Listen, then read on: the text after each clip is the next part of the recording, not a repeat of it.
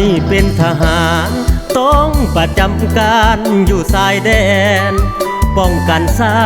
ติที่ห่วงแหนตามสายแดนภาครัฐมอบหมายจากเมียอยู่เฮือน2-3 เดือนย่านใจขาดหาย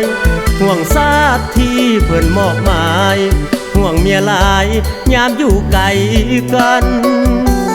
ยามอายบ่อยู่อย่าลิ้นสู้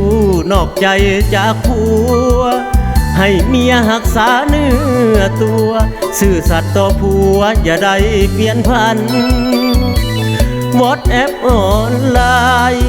เฟซบุ๊กน้องก็คือกันอย่าให้สายอื่นผัวพันแซดลมน้องนั้นตลอดเวลาเสื่อใจอยู่ดอก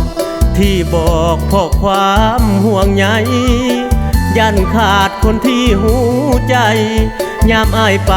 ประจำแนวหน้าเป็นเมียทหารอย่ารำคาญอายเด้อแก้วตาบางครั้งบ่มีเวลาให้ภรรยาห่วมพาเข้าแลงอายเป็นทหารเมื่อชาติต้องการก็ยอมหับใส่เวียกงานหนักหนาเพียงใดมากหัวใจบ่เคยอ่อนแห้งภาระหน้าที่อายมีเพื่อชาติเข้มแข็ง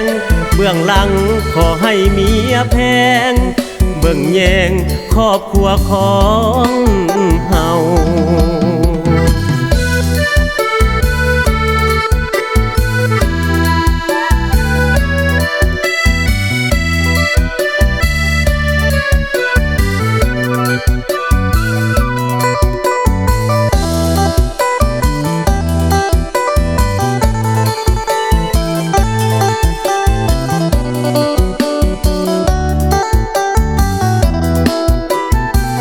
เสื่อใจอยู่ดอกที่บอกเพราะความห่วงใยยันขาดคนที่หูใจยามอายไปประจำแนวหน้าเป็นเมียทหารอย่ารำคาญอายเด้อแก้วตาบางครั้งบ่มีเวลาให้ภรรยาห่วมพาเข้าแล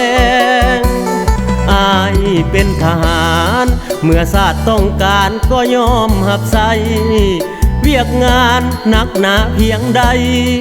มากหัวใจบ่เคยอ่อนแห้งภาระหน้าที่อายมีเพื่อชาติเข้มแข็งเบื้องหลังขอให้เมียแพงเบิ่งแยงครอบครัวของ